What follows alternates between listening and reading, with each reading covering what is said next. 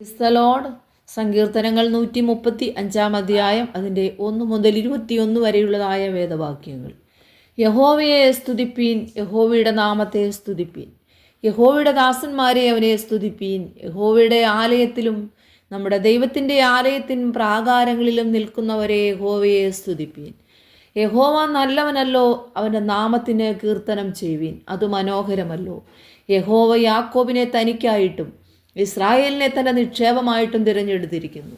യഹോവ വലിയവനെന്നും നമ്മുടെ കർത്താവ് സകല ദേവന്മാരിലും ശ്രേഷ്ഠനെന്നും ഞാൻ അറിയുന്നു. ആകാശത്തിലും ഭൂമിയിലും സമുദ്രങ്ങളിലും എല്ലാ ആഴങ്ങളിലും യഹോവ തനിക്കിഷ്ടമുള്ളതൊക്കെയും ചെയ്യുന്നു. അവൻ ഭൂമിയുടെ അറ്റത്തു നിന്ന് നീരാവി പൊങ്ങുമാറാക്കുന്നു. അവൻ മഴയ്ക്കായി മിന്നലുകളെ ഉണ്ടാക്കുന്നു, തൻ്റെ ഭണ്ഡാരങ്ങളിൽ നിന്ന് കാറ്റ് പുറപ്പെടുവിക്കുന്നു. അവൻ മിസ്രൈമിലെ കടിഞ്ഞൂലുകളെ മനുഷ്യരെയും മൃഗങ്ങളെയും ഒരുപോലെ സംഹരിച്ചു. മിസ്രൈമേ, നിന്റെ മധ്യേ അവൻ ഫറവോൻ്റെ മേലും അവൻ്റെ സകല ഭൃത്യന്മാരുടെ മേലും അടയാളങ്ങളും അത്ഭുതങ്ങളും അയച്ചു. അവൻ വലിയ ജാതികളെ സംഹരിച്ചു, ബലമുള്ള രാജാക്കന്മാരെ നിഗ്രഹിച്ചു. അമോര്യരുടെ രാജാവായ സീഹോനെയും ബാശാൻ രാജാവായ ഓഗിനെയും സകല കനാന്യ രാജ്യങ്ങളെയും തന്നെ അവരുടെ ദേശത്തെ അവൻ അവകാശമായിട്ട് തൻ്റെ ജനമായ ഇസ്രായേലിന് അവകാശമായിട്ട് കൊടുത്തു.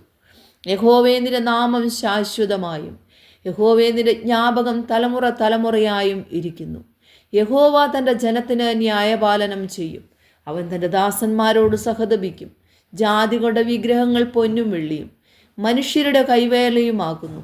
അവയ്ക്ക് വായുണ്ടെങ്കിലും സംസാരിക്കുന്നില്ല, കണ്ണുണ്ടെങ്കിലും കാണുന്നില്ല, അവയ്ക്ക് ചെവിയുണ്ടെങ്കിലും കേൾക്കുന്നില്ല, അവയുടെ വായിൽ ശ്വാസവുമില്ല. അവയെ ഉണ്ടാക്കുന്നവർ അവയെ പോലെയാകുന്നു.